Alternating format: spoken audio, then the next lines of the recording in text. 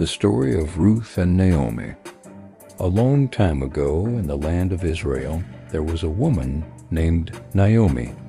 She lived with her husband and 2 sons. But there was a famine in the land, so they moved to a country called Moab to find food and a better life. While they were living in Moab, Naomi's husband died. Later, her 2 sons got married to Moabite women named Ruth and Orpah.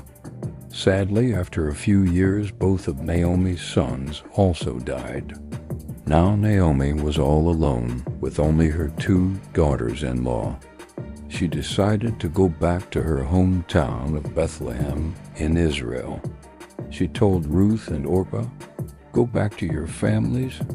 You're still young. You can marry again and start a new life."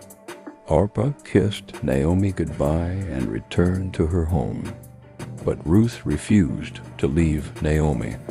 Ruth said, "Don't ask me to leave you. Wherever you go, I will go.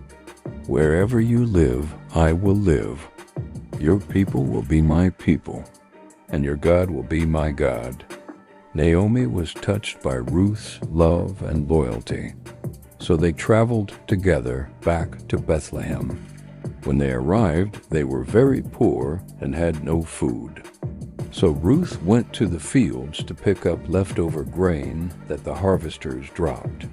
She worked hard every day to take care of Naomi. One day, Ruth was working in a field owned by a kind man named Boaz.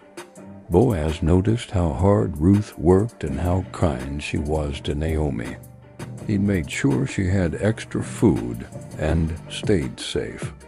Later, Boaz married Ruth Dot. They had a baby boy named Obed. Obed became the grandfather of King David, who was one of the greatest kings in Israel's history. What we learn from this story: Ruth showed great love, kindness, and loyalty. God took care of Naomi and Ruth. Even when life was very hard, Ruth became part of the family line of Jesus, showing that God can use anyone for a great purpose.